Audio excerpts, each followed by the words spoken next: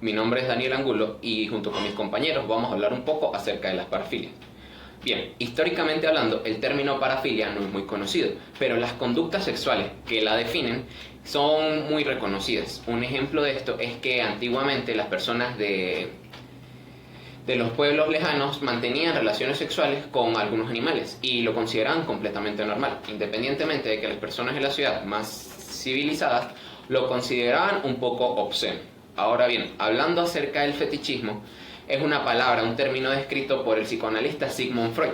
Este lo describe como la atracción sexual hacia alguna parte del cuerpo o hacia algún objeto inanimado. El fetichismo está en el manual de trastornos mentales y para que sea un trastorno mental debe cumplir una serie de criterios como lo son que una serie de síntomas deben ocurrir a lo largo de 6 meses. Estos síntomas son que la persona no pueda entablar relaciones con su entorno ni que pueda realizar su vida cotidiana debido a que esta enfermedad, este deseo, no lo deja realizar ninguno de este tipo de cosas. El fetichismo es considerado una conducta sexual inofensiva debido a que no trata directamente con otras personas, sino con algún objeto. El fetichismo es una de las partes del sadomasoquismo. Buenas tardes, mi nombre es Jeremy Hernández. Yo les vengo a hablar un poco sobre el fetichismo, que está abordado por distintos puntos de vista, pero los más importantes son el de Sigmund Freud y Fernández Villanueva. El doctor Sigmund Freud dice que es una manifestación sexual que se considera una parafilia, que consiste en tener alguna parte del cuerpo, una prenda o cualquier otro objeto como estímulo sexual, que provoca el deseo y el total placer. Y la doctora Villanueva dice que no se trata de un trastorno, sino de una conducta normal, es como una libre expresión de la sexualidad de la persona. Y la mayoría de las personas con estos fetiches no cumplen las características necesarias para decir que sufren de algún trastorno mental. Buenas tardes, mi nombre es Jader, yo les vengo a complementar un poco la información de fetichismo, les quiero hablar un poco sobre algunos tipos de fetiches que hay y en qué consisten principalmente. Encontramos fetiches como lo son la dendrofilia. Encontramos que este es el placer sexual hacia los objetos de origen vegetal, como pueden ser árboles, algunas plantas, hasta mismos hongos, en los que al verlos, al tocarlos, al olerlos, como en la mayoría de los fetiches, solamente con esto se puede llegar al placer sexual sin ningún tipo de coito. También encontramos lo que es el retifismo. El retifismo es el placer o la atracción sexual hacia los zapatos y en parte hacia los pies. Encontramos algunas alternativas como la burucera. La burucera es el placer sexual hacia la ropa interior. Este se ha conocido y se ha visto en grandes cantidades de personas, por lo que en países como China y Japón la venta de ropa interior usada se ha visto y se ha estado promoviendo, ya que la burucera consiste en la ropa interior, pero principalmente usada.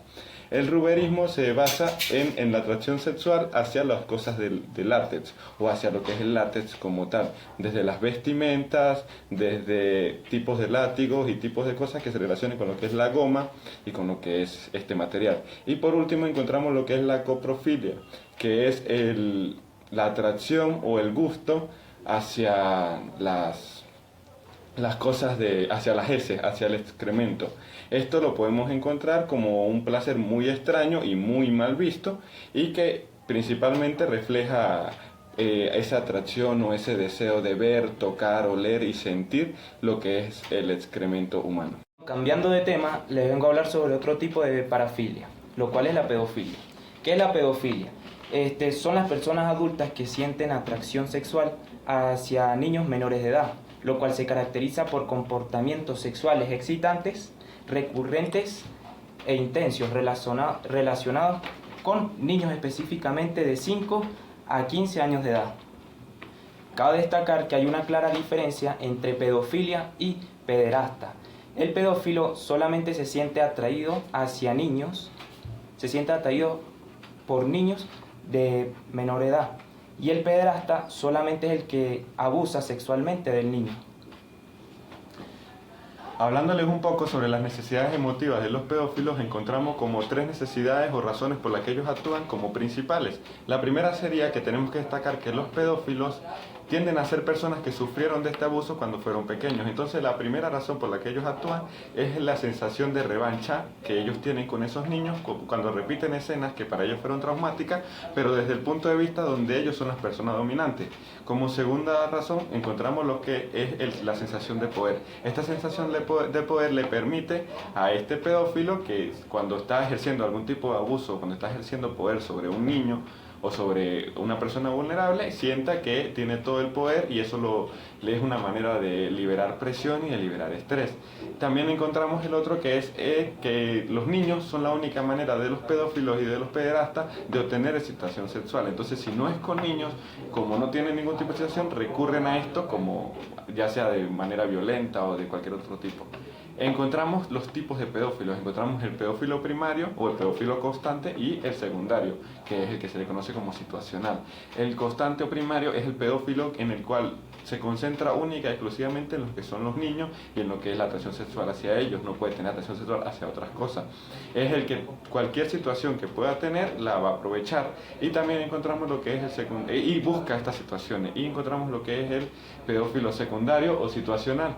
El pedófilo situacional es el que solamente llegará a recurrir o a actuar contra niños, ya sea contra su integridad física o su integridad como niño, solamente en situaciones específicas y en casos en los que la oportunidad se dé, por así decirlo, y no es como con la mente que salen en su mañana y lo que buscan hacer desde su día.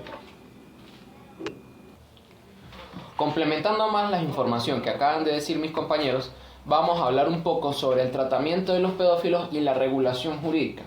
Debemos tener en cuenta que como la pedofilia es una parafilia, se utiliza el mismo tratamiento que se utiliza para las demás parafilias que son consideradas trastornos mentales.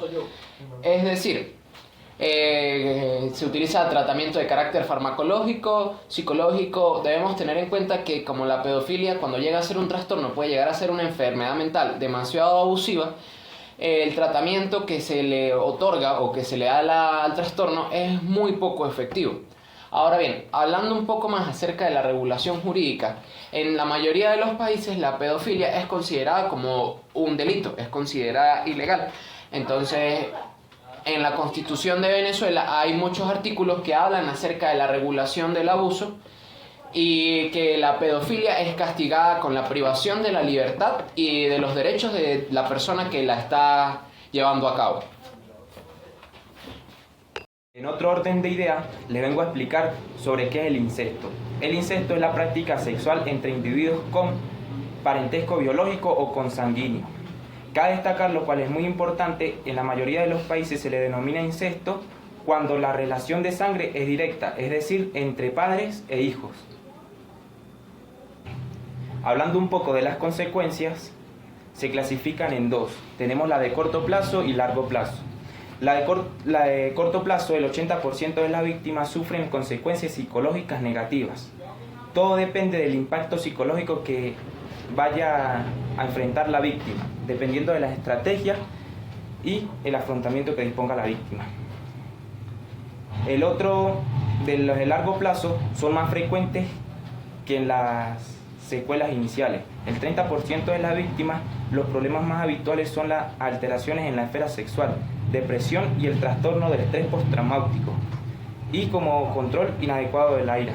Les vengo a hablar un poco sobre el estudio de Lukianovic. Lukianovic hizo un estudio con 26 mujeres, las cuales crecieron en un ambiente de incesto, en las que sus padres tenían como cultura esto de manera natural, y estas mujeres se desarrollaron y crecieron de 4 maneras distintas, divididas en 4 grupos. El primer grupo fueron mujeres que tienen trastornos de carácter y de conducta social. Estas fueron 11, de las cuales 5 de ellas tienen problemas de predelincuencia y de delincuencia, y el restante se volvieron prostitutas. Encontramos el segundo grupo, que son mujeres que después de su matrimonio, fueron 5, presentaron una frigidez y una aversión por las relaciones sexuales y tuvieron problemas en este momento.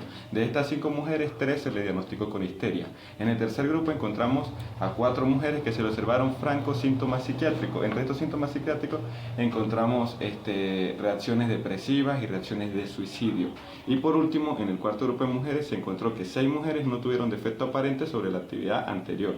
Estas mujeres se les pudo observar que llegaron a sentir celos con su padre o con la pareja o la persona con la que estaban realizando el incesto cuando dejaron de tener esa relación y esta persona tuvo relaciones con alguien más.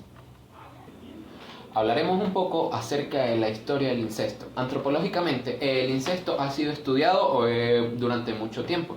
Resulta que la antropología del parentesco ha estudiado la organización dual de la sociedad en distintas culturas primitivas, para llegar a la conclusión que los individuos han buscado tradicionalmente pareja fuera del grupo familiar. Esto quiere decir que nosotros venimos genéticamente codificados en este mundo para buscar pareja fuera de nuestro círculo familiar. Algunos ejemplos históricos de incesto es por lo menos uno que se consiguió este año, un estudio que se realizó este año, que en una familia australiana se consiguieron 4 generaciones que estaban realizando el incesto. Otro claro ejemplo es que la reina Cleopatra mantuvo relaciones sexuales con su hermano. Además de esto, se especula que los padres de Cleopatra eran tío y sobrino. En Islandia hay una aplicación, debido a que Islandia es una isla y está un poco aislada de la sociedad, los árboles genealógicos tienden a chocar en muchas ocasiones. Entonces algunos codificadores realizaron una aplicación para no acostarse con primos. Es decir, usted pone su apellido y su información y la aplicación desglosa acerca en los árboles genealógicos para ver con quién comparte usted algún código genético. Otra de estas historias características es que Nerón entabló relaciones sexuales con su madre y con su hermana durante un largo periodo de tiempo. Cuando estas dos se negaron, Nerón procedió a asesinarlas. Hay otra que se llama la Casa de Habsburgo. La Casa de Habsburgo ocurrió, como lo dice, en Habsburgo y se fue durante muchas generaciones. Posteriormente empezaron a desarrollar rasgos genéticos completamente distintos. Uno de estos era que la barbilla se les alargaba. Esta casa de Habsburgo culminó debido a que la última generación de incestuosas nació infértil, es decir, no se podían reproducir entre ellos mismos. Otro claro ejemplo de este es que Alejandro VI y su hija mantenían relaciones incestuosas. Asimismo, la hija de Alejandro VI mantuvo alguna relación sexual con su propio hermano. Hablándoles un poco sobre las explicaciones de por qué existe lo que es el incesto, encontramos explicaciones biológico-genéticas y así explicaciones psicoanalíticas, teniendo en claro de que una es la antagonista de la otra y de que normalmente se refleja una de ambas. La explicación biológico-genética o la atracción sexual genética nos dice que esto es un fenómeno que ocurre de la atracción que llegan a sentir unas personas que se relacionan en un mismo entorno, las cuales normalmente tienden a ocurrir entre primos y entre personas que comúnmente tienden a crecer desde el punto de vista separado. Este estudio se ha dado cuenta de que las personas que son familia pero que se crecen y se desarrollan en ambientes separados, si de manera de adultos se reencuentran, va a existir una atracción entre ambos. La explicación psicoanalítica del efecto Westermarck es un efecto que nos dice, o es un efecto hipotético, psicológico, que nos dice que las personas al crecer juntos con su padre, con su madre o con las personas que vivan en su mismo entorno, él creará un efecto de insensibilidad hacia la parte de atracción sexual y hacia el ámbito de reproducción, lo que hace que no sientan este tipo de atracción hacia estos mismos. La explicación social es la más obvia, que es la explicación que las personas con incesto reconocen de que si llegan a tener estas actividades van a tener alteraciones en el ámbito social y en lo que es sus relaciones personales con el resto de la sociedad. Tenemos que entender que el incesto existe en dos tipos. El incesto accidental, cuando ocurren relaciones sexuales entre personas con parentesco consanguíneo, pero que no conocen de este mismo parentesco y no se conocen como familia. Y el incesto emocional, que es un incesto en el que sí se conocen como familia y saben que tienen un parentesco, pero las emociones o el sentimiento que hay entre estos ambos hace que siga existiendo la relación. Ahora bien, si nos dirigimos un poco más hacia los ámbitos legales, debemos tener en cuenta que en la Constitución de muchos países el incesto es considerado como ilegal, legal, semilegal, por así decirlo. Uno de estos ejemplos es que en Arabia Saudita, en Afganistán, Irán e Irak, el incesto está castigado con la pena de muerte. También el incesto es ilegal en países como Alemania, Canadá, Grecia, Irlanda, Marruecos, Qatar, Nigeria, Reino Unido, Singapur y Malasia. Y en caso de escándalo público, es decir, que el incesto se puede practicar mientras no se lleve a cabo un escándalo público, en algunos países como en Uruguay, Colombia, Italia y aquí en Venezuela.